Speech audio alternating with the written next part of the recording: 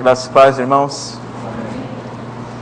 Vamos abrir nossas Bíblias em Lucas capítulo 9. Vamos ler do versículo 57 ao versículo 62.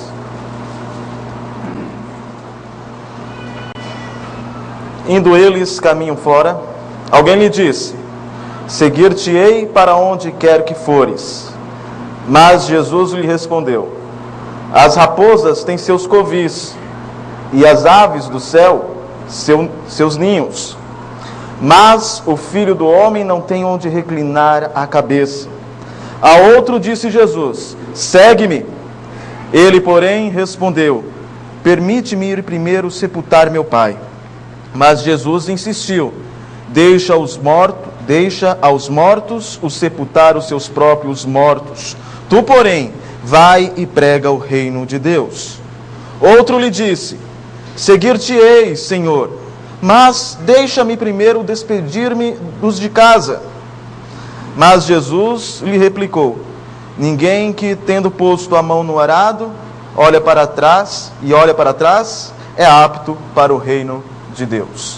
Oremos. Pai, a Tua palavra foi lida. Palavra essa que o Senhor inspirou, o Teu Filho, a que escreveste. E Pai, nós assumimos, confessamos que somos pequenos e que necessitamos da ação do Teu Santo Espírito em nossos corações, da Tua iluminação, para que possamos entender a Tua palavra e principalmente praticá-la. Ó Deus, nos mostra a Tua vontade para nós e que ao entendê-la, nós possamos vivê-la. Esteja conosco e que tudo que seja falado seja para a honra e glória do Teu santo nome e para a edificação da Tua igreja. No nome de Jesus, o nosso Senhor e Salvador, oramos. Amém. Atualmente, aqueles que seguem o ensino de Cristo, baseado nas Escrituras, são chamados de cristãos. No Novo Testamento, porém, os seguidores de Jesus sempre foram chamados, ou melhor, na maioria das vezes, foram chamados de discípulos. A palavra cristãos aparece apenas 3 vezes no Novo Testamento. Em Atos 11, versículo 26, depois Atos 26, versículo 28 e 1 Pedro, capítulo 4, do versículo 15 ao 16. Então, só 3 vezes a palavra cristão aparece. Na maioria das vezes, quando se trata dos seguidores de Jesus, a palavra mais usada é discípulo. Ora, nós devemos nos entender como discípulos de Jesus, então. Mas o que é um discípulo? Bem, um discípulo, naquela época, era um aluno, mas não somente um aluno. Era um indivíduo que seguia o seu mestre, que tinha um convívio, um relacionamento pessoal. Enquanto o mestre caminhava, ele ouvia o ensino do seu mestre, caminhando junto com ele. Ele se sentava à mesa com o seu mestre. Era um convívio, era um relacionamento. E nós somos chamados a não somente aprender os ensinos de Jesus, mas a caminhar com Ele, a termos um relacionamento pessoal. Relacionamento este que deve nos transformar e nos fazer mais parecidos com o Mestre. É fato que quando você começa a conviver muito com alguém, você vai se acostumando com essa pessoa e pegando um pouco da personalidade dela. Algumas pessoas, eu já vi isso em casais, que contam a história, alguma história, e eles contam, eles nem sabem com quem aconteceu direito a história. Uns contam como se a história fosse dele, de tão juntos que eles estão, compartilharam tantas coisas, que a história de um parece ser a história de outro. Jesus nos chama para o seguirmos. Somos chamados por Jesus não somente para aprendermos lições, mas para caminharmos com Ele, para sermos mais parecidos com Ele, para sermos discípulos. Seguir a Cristo é tornar-se discípulo e caminhar com Cristo rumo a uma experiência transformadora. Discipulado, ser discípulo, significa seguir a Jesus de forma pessoal E geralmente isto custa um alto preço. Não é fácil, é difícil. Se você sinceramente, com compromisso, quer seguir a Jesus, isso vai lhe custar um preço alto. Não é brincadeira, irmãos. E muitos não estão dispostos a pagar. Muitos têm um relacionamento com Jesus como se Ele fosse obrigado a satisfazer os desejos mais egocêntricos. Um relacionamento com Jesus, o discipulado, o seguir a Cristo, exige negação do ego, exige lealdade ao reino de Deus e exige uma sujeição total à autoridade de Cristo. É isso que esse texto nos ensina. Esses 3 pontos serão expostos. Seguir a Cristo exige negação do ego, do eu. Seguir a Cristo exige lealdade ao reino de Deus. Seguir a Cristo exige uma sujeição total à autoridade de Cristo. Primeiro, seguir a Cristo exige negação do ego. Perceba o texto. Indo eles caminho fora, alguém lhe disse: seguir-te-ei para onde quer que fores. Mas Jesus lhe respondeu: as raposas têm seus covis, e as aves do céu ninhos, mas o Filho do Homem não tem onde reclinar a cabeça. É interessante que ninguém está o recrutando, este indivíduo. Ninguém o chamou. Ele mesmo se dispôs: eu vou seguir-te. Mas ele tem uma visão superficial sobre seguir a Cristo. Esta pessoa não avalia os custos de seguir o Senhor Jesus. Ele não entende que seguir significa Getsemane, que seguir a Cristo significa Gólgota, que seguir a Cristo significa sepulcro. Não é fácil seguir a Cristo, exige negação. As imagens que Jesus usa são simples. Raposas têm covis, as aves têm os seus ninhos. Em algumas traduções diz as aves têm os seus puleiros. Os animais têm algum lugar para descansar, mas o Filho do Homem não tem nenhum. Em nossa sociedade, não ter onde morar, dormir. Morar e dormir na rua é uma das maiores expressões de abandono e até mesmo de miséria. E Jesus está falando de si mesmo. O Filho do Homem não tem onde reclinar a cabeça. Há um outro sentido que os estudiosos sugerem com o uso dessas imagens. Há um sentido simples, fácil de entender, mas alguns sugerem que há uma crítica política por trás disso. Como assim?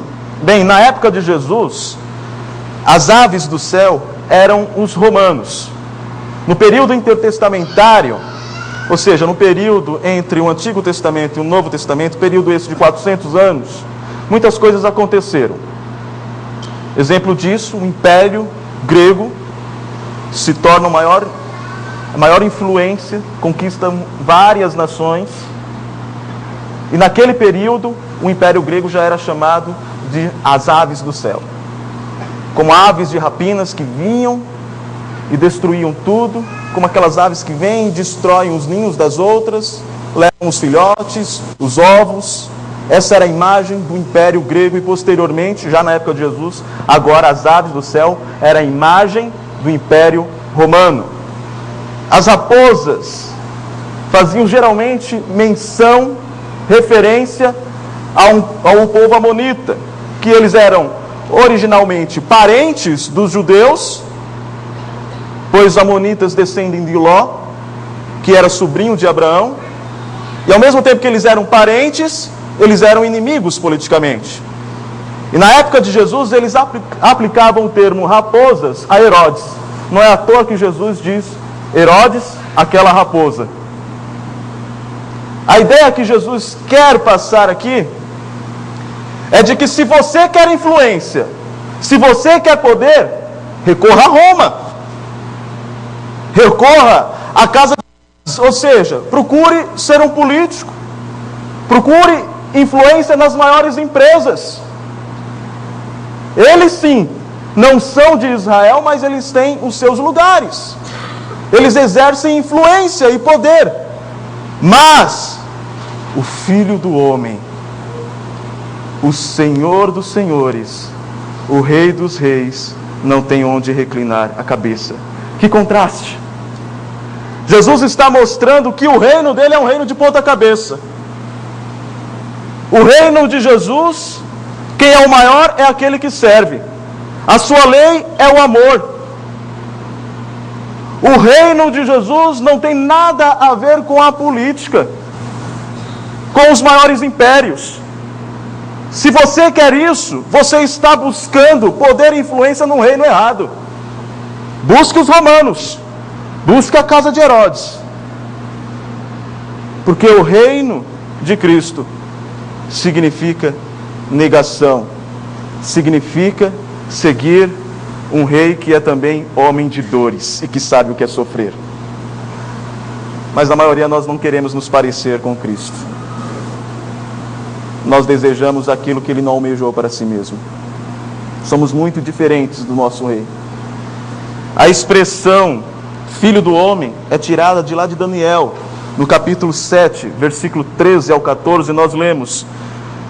Diz Daniel: eu estava olhando nas minhas visões da noite, e eis que vinha com as nuvens do céu, como o Filho do Homem, e dirigiu-se ao ancião de dias, e o fizeram chegar até ele. Foi-lhe dado domínio e glória, e o reino, para que os povos, nações e homens de todas as línguas o servissem. O seu domínio é domínio eterno, que não passará. O seu reino jamais será destruído. Mas na primeira fase da vinda de Jesus, ele vem como um carpinteiro. Um contraste de quando ele virá com o poder e glória. E Jesus usa desse contraste. Olhem para o Filho do Homem. Ele não tem onde reclinar a cabeça. Você o seguiria? Você seguiria este rei? Que não tem um palácio? Que não tem uma corte bajuladora? Você o seguiria? É o que Jesus está dizendo para aquele homem. Você não está avaliando as implicações de me seguir. Você quer poder e influência? Siga os detentores do poder desse reino. Saiba, porém, que o reino do Rei dos Reis é diferente. Ele exige negação do eu. Este é o critério para seguir o Filho do Homem. O sofredor, o rejeitado. E Jesus diz: assim como me perseguiram, perseguirão a vós. Porque o discípulo não é maior do que o seu mestre. E parece que nós não queremos aceitar isso. Nós queremos um Cristo que nos garanta uma vida boa. Do primeiro ao terceiro século, no finalzinho do terceiro século, os cristãos sofreram muito com as perseguições. Foram 10 perseguições. A maioria dessas perseguições, os cristãos eram perseguidos a partir daquilo que é dito na história do princípio de Trajano. Ou seja, Trajano, sendo imperador, ele disse: nós só vamos perseguir os cristãos se houver uma denúncia. Então, se você tivesse um vizinho chato que o denunciasse como cristão, você então era perseguido. Do contrário, tudo bem. Mas houve 2 grandes perseguições em que o imperador Décio e Diocleciano, eles tinham o intuito de dizimar os cristãos, matar todos eles. E neste período, o governador da Armênia, Licínio, começou a investigar para descobrir se em seu governo havia cristãos. E ele descobriu que dentre os soldados romanos, tinham 40 soldados cristãos. Eles então foram capturados e lançados, isso no inverno, num rio muito gelado. E o guarda recebeu as ordens, que estavam responsáveis por aquela tortura, de colocar uma água quente, né, suficiente o bastante para caber bastantes pessoas, e quem quisesse sair da água fria, poderia fazê-lo com a condição de negar a Jesus. Então aqueles soldados nus deram um braço um para o outro, e eles começaram a cantar: 40 soldados, 40 mártires de Cristo. 40 soldados, 40 mártires de Cristo.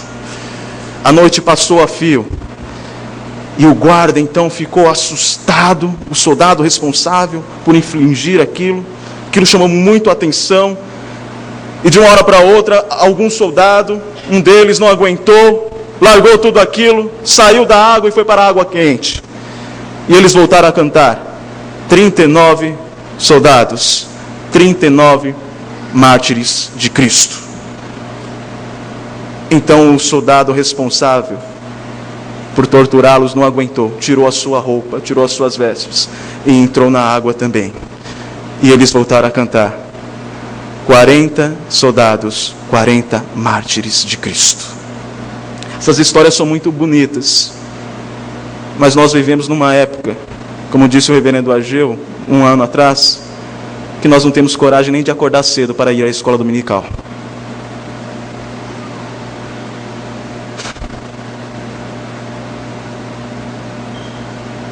Nós lemos essas histórias, nos emocionamos, mas estamos tão distantes. Falamos em seguir a Cristo, mas temos 1000 desculpas para não fazer. Seguir a Cristo exige negação do ego. Se você busca poder, influência, o seu lugar não é no reino de Cristo. Você não é súdito do Rei dos Reis. A segunda lição que esse texto nos traz é que seguir a Cristo exige lealdade ao reino. A outro disse Jesus: segue-me. Ele, porém, respondeu: permite-me ir primeiro sepultar meu pai. Mas Jesus insistiu: deixa aos mortos o sepultar os seus próprios mortos. Tu, porém, vai e prega o reino de Deus. Diferente dos outros dois, esse é recrutado, esse é chamado.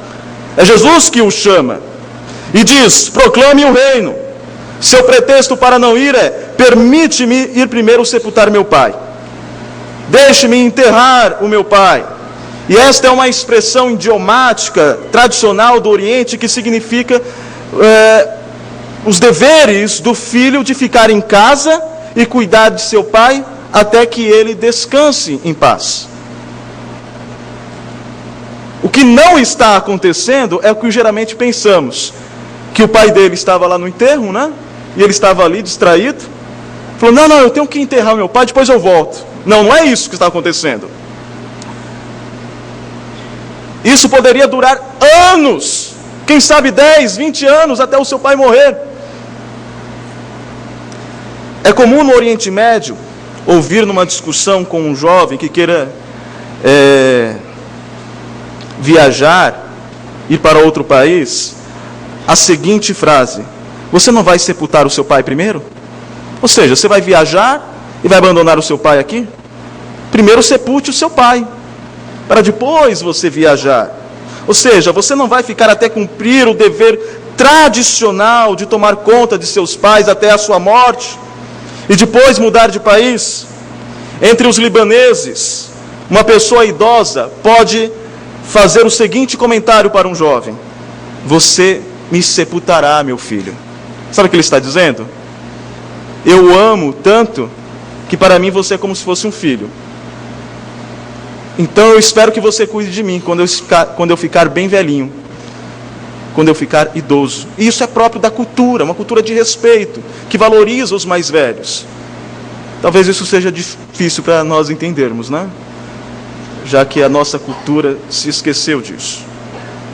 No entanto, esta cultura lícita, este dever, ele não pode ser um motivo para não seguir a Cristo.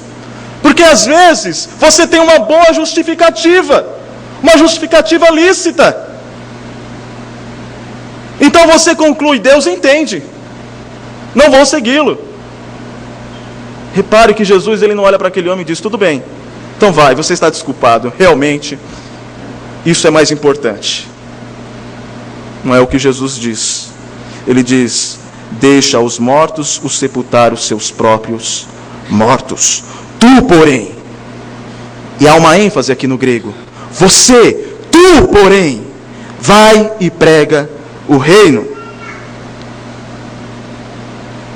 O que o recruta que está dizendo à margem do caminho é: a sociedade em que habito faz certas nobres exigências.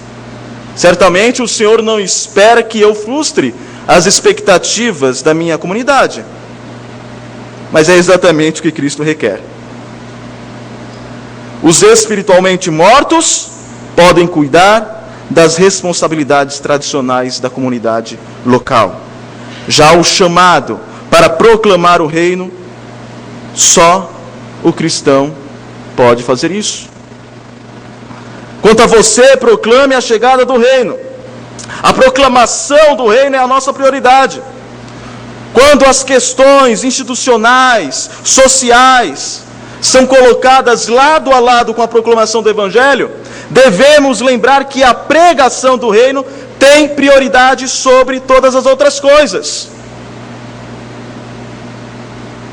Há alguns que entendem que a função principal da igreja é ser bem administrada, ou fazer obras sociais. Irmãos, esses são os propósitos, mas não são os principais. A prioridade é a proclamação do reino. A administração de um grupo social, entretenimento, obras sociais, qualquer um pode fazer. Pregar o Evangelho, tão somente a igreja o pode. A nossa profissão, as nossas obras sociais, os nossos relacionamentos, os nossos estudos, só farão sentido se usarmos para pregar o reino. Muitas vezes, por amor ao Evangelho, haverá rompimento com pai, mãe, amigos, por causa de não correspondermos às expectativas deles. Pode significar até mesmo solidão no ambiente de trabalho, estudo e quem sabe até mesmo na igreja, quando você sinceramente se dispõe a seguir a Cristo, pouco importando o que os outros dizem. Isso pode significar rompimento de relacionamento. Isso está no contexto do capítulo 9. Se você virar a página da sua Bíblia, em algumas nem precisa, no versículo 23 diz: se alguém quer vir após mim, a si mesmo se negue, dia a dia tome a sua cruz e siga-me. Pois quem quiser salvar a sua vida, perdê-la-á. E quem perder a vida por minha causa, esse a salvará. Que aproveita o homem ganhar o mundo inteiro, se vier a perder-se ou causar dano a si mesmo? Você tem que negar o seu eu. Negar até mesmo aqueles relacionamentos que te traz algum benefício, se você quer seguir ao Senhor. Seguir a Cristo exige lealdade ao reino. Aquele homem estava dando uma desculpa. Eu desejo, Senhor, satisfazer as expectativas lícitas, sociais e culturais, que é cuidar dos meus pais. Mas Jesus diz: proclame o reino. Nós somos tão bons em racionalizar e inventar desculpas para não seguir a Cristo, mas nenhuma delas serve. Em terceiro lugar, seguir a Cristo exige sujeição à autoridade de Cristo. Outro lhe disse: seguir-te-ei, Senhor, mas deixa-me primeiro despedir-me dos de casa. Mas Jesus lhe replicou: ninguém que, tendo posto a mão no arado, olha para trás, é apto para o reino de Deus. Agora este candidato, à semelhança do primeiro, se oferece de uma forma impetuosa. Ele quer seguir o Senhor, mas tem uma condição: deixe-me primeiro despedir-me dos de casa. Certamente lhe será permitido ir até a casa e dizer adeus: gente, eu estou indo, vou seguir Jesus agora. Isso ele poderia fazer. É óbvio, não há impedimento algum. Um exemplo disso é que quando Eliseu foi chamado por Elias a caminhar com Elias e depois de substituí-lo, ele pediu um tempo para beijar o seu pai e sua mãe. E ele foi, isso está lá em 1 Reis, no capítulo 19, versículo 20. E ele teve tempo para matar e assar uma parelha de bois. Fez uma festa de despedida. Isso não seria diferente com aquele homem. Mas não é isso que ele está dizendo. Naquela época, todos que ouviam esse diálogo entenderam o que realmente estava acontecendo. A ideia é que o voluntário está pedindo para ir à casa e obter a permissão dos pais para seguir a Cristo. Uma tradução antiga do siríaco passa essa ideia dizendo, traduzindo este texto: deixa-me primeiro expor o meu caso aos da minha casa. Eu vou expor, olha, eu quero seguir a Cristo. Os senhores, os meus pais, permitem? Ele está deixando a decisão para quem? Para os pais. Porque ele entende aqui que a autoridade maior não é Cristo, são os seus pais. Jesus está usando, nessas duas últimas comparações, muito essa questão da família, porque a família era muito forte naquela época. Hoje não é tanto, mas talvez as suas desculpas estejam relacionadas ao seu cargo no emprego, à sua carreira. E você diz: Senhor, eu não posso deixar a empresa desandar. Senhor, no jeito que está, eu tenho que continuar. Eu não estou dizendo para você que a única forma de seguir a Cristo é você se tornando um missionário, um pastor. Não, não é isso. Mas é você ter em seu coração que, se você tiver de optar, que seja sofrer as consequências e seguir a Cristo acima de tudo. Você pode não ter nada disso e não seguir a Cristo, como você pode ter e seguir a Cristo. A questão não é você deixar de ter ou não ter. A questão são as disposições do seu coração para seguir a Cristo. Será que você é muito bom para dar desculpas, e até mesmo desculpas lícitas, que tem endosso da sociedade, da cultura? Quem sabe você pode dizer: eu estou num período que eu não posso agora seguir a Cristo. E todos dirão: verdade, você está correto. Afinal, você tem tantas coisas para fazer. Faculdade, trabalho, família. São todas coisas lícitas. Mas Jesus diz: isso não são pretextos suficientes. Eu não aceito. Porque Cristo está acima de todas essas coisas.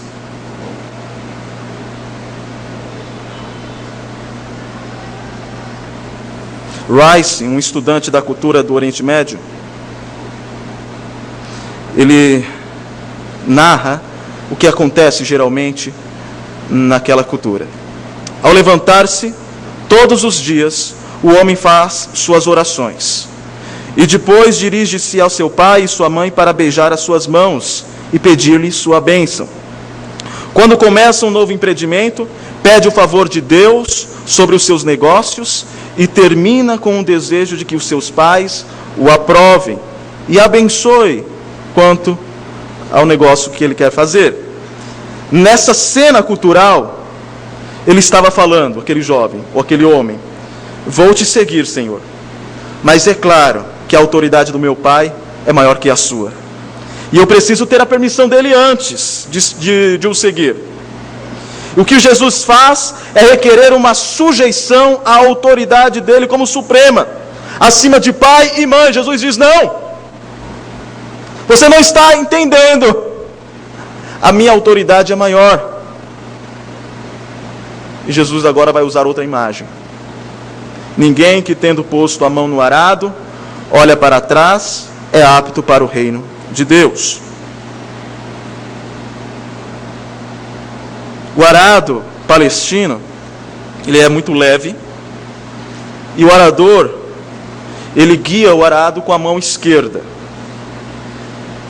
E ele precisa ao mesmo tempo conservar o arado na posição vertical, não pode inclinar muito, e regular a sua profundidade mediante a pressão. Então, se ele quer mais fundo, ele pressiona mais. Se não precisa tanto, ele pressiona menos. E levantá-lo sobre as pedras e rochas que aparecem no caminho. Porque por ser muito leve e frágil, o arado pode quebrar e ele perder muitos dias de trabalho. E isso prejudicar a lavoura. Com a outra mão, ele guia o boi com aguilhão, ou seja, uma vara de 1 metro mais ou menos, com uma ponta de ferro. Além disso, ele precisa ficar olhando continuamente entre as pernas traseiras do animal, para não perder os buracos de vista, e não fazer mais buracos do que deve, ou escavar acontecer alguma complicação. Deste modo, o arador ele precisa do quê? Destreza, atenção e concentração. Se ele se distrair e olhar para os lados, olhar para trás, pronto, o boi se desgoverna, ele pode entrar numa área que está pronta para drenagem e prejudicar toda a lavoura, ele pode cavar no lugar errado. Eu acho que é mais ou menos como tocar bateria, tem que ter coordenação motora. Não é fácil. Na verdade, eu acho que é mais difícil ainda. A pessoa tinha que ter toda a concentração, toda a destreza, a habilidade, não poderia olhar para os lados, nem para trás. O que Jesus está dizendo é que você não tenha nada como autoridade acima de mim para que nada o distraia em me seguir. Que a sua mente, que o seu coração esteja no Senhor, e que nenhuma outra autoridade o distraia. Que você o reconheça como o Senhor da sua vida, como a autoridade maior, e que o seu foco, que o seu olhar esteja em Cristo, tão somente. Ele é a autoridade suprema. Seguir a Cristo exige sujeição à autoridade dele. O discípulo que reconheça outras autoridades acima de Cristo, que tenha lealdades divididas, é uma força desentregadora na obra do reino. E desta forma é inepto para participar do reino de Deus. Mas qual a resposta daqueles homens? Quais são as respostas daqueles homens? Lucas diz? Não. Sabe por que ele não diz?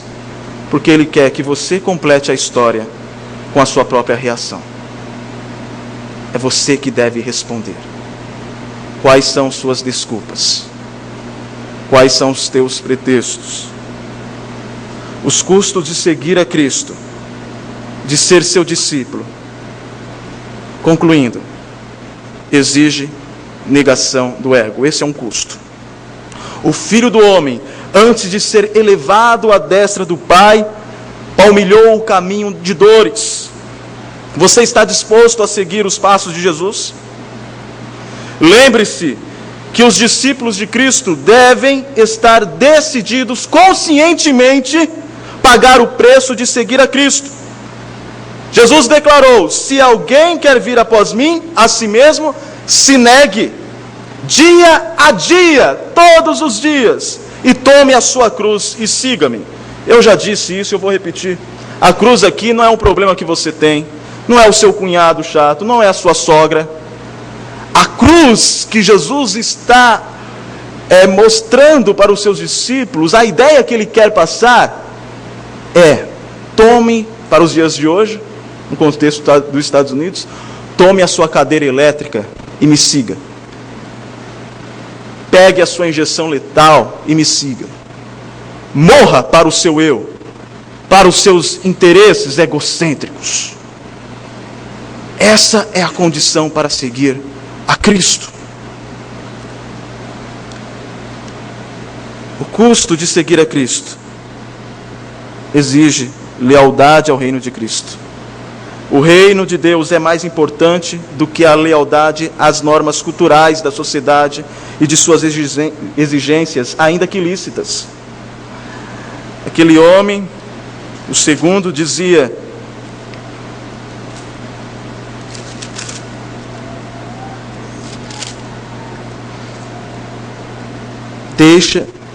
permite-me ir primeiro sepultar meu pai.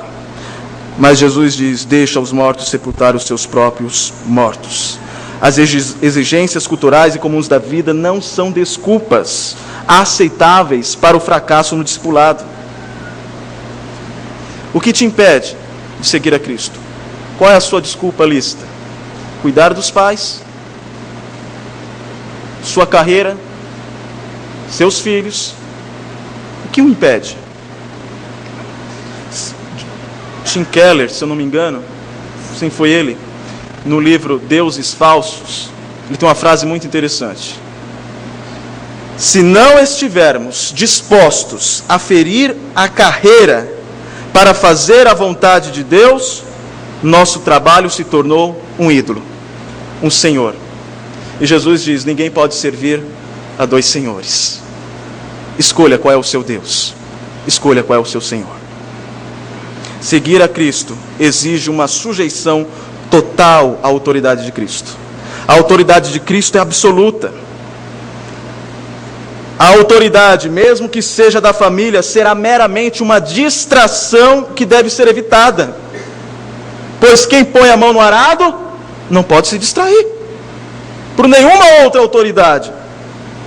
Se você quiser ser apto para o reino, escute aquilo que Jesus declarou: quem ama seu pai ou sua mãe mais do que a mim, não é digno de mim. Quem ama seu filho ou a sua filha mais do que a mim, não é digno de mim. E quem não toma a sua cruz e vem após mim, não é digno de mim. Quem acha a sua vida, perdê-la. Todavia, aquele que perde a vida por minha causa, acha-la. Eis o caminho rumo à vida eterna. Ele tem que passar pela negação do eu. E não é só de nós mesmos, não, mas é também daquelas pessoas mais quistas, se for necessário. Irmãos, vivemos em uma época mimada. Queremos seguir o dono do ouro e da prata porque amamos dinheiro. Queremos seguir o curandeiro porque amamos a saúde. Queremos seguir o protetor porque queremos estar seguros. Tudo tem a ver com os nossos interesses. Queremos servi-lo, às vezes, por causa do destaque que temos na obra de Cristo, de estarmos no centro. Seguir a Cristo não é fácil. Avalie os custos. Nós temos muitos relatos de irmãos que pela graça foram abençoados por Deus, quanto à família, a estabilidade financeira. Isso são bênçãos de Deus, graças a Deus por isso. Mas as bênçãos de Deus não podem superar o nosso amor pelo próprio Deus. Você corre o risco de amar mais as bênçãos de Deus do que o próprio Deus. Mas também conhecemos muitos irmãos que findaram sozinhos, que tiveram que romper com tudo para seguir a Cristo. Homens que o mundo não era digno. Homens e mulheres que sofreram por amor ao Senhor, que deixaram tudo. Eles tiveram que tomar uma decisão, e a decisão foi seguir ao Senhor.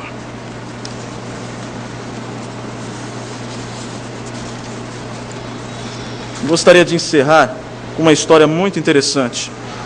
Uma história de um missionário, um médico missionário, que passou 40 anos de sua vida cuidando dos habitantes do povoado primitivo de uma das regiões da África. Um dia ele decidiu se aposentar e enviou um telegrama para sua terra natal, dizendo que voltaria de navio e informando data, local e horário da sua chegada. Enquanto cruzava o Oceano Atlântico, ele fez uma retrospectiva de todos aqueles anos que passou ajudando o povo da África, tanto física quanto espiritualmente. Em seguida, seus pensamentos passaram a girar em torno da grande recepção que o aguardava nos Estados Unidos depois de 40 anos de ausência. Quando o navio atracou no porto, o coração daquele homem encheu-se de orgulho. Quando ele olhou e viu a recepção que o aguardava, no meio da multidão havia um cartaz grande com os dizeres: bem-vindo de volta ao lar. Aquele homem ficou alegre, feliz. Quando ele desceu do navio, seu coração ficou apertado, ansioso pela enorme ovação daquelas pessoas. Então, ele se deu conta que a homenagem não era para ele, e sim para um ator de cinema que viajara no mesmo navio. Então o ator estava descendo atrás dele, todo mundo gritando, todo mundo aplaudindo, e ele achando que era com ele.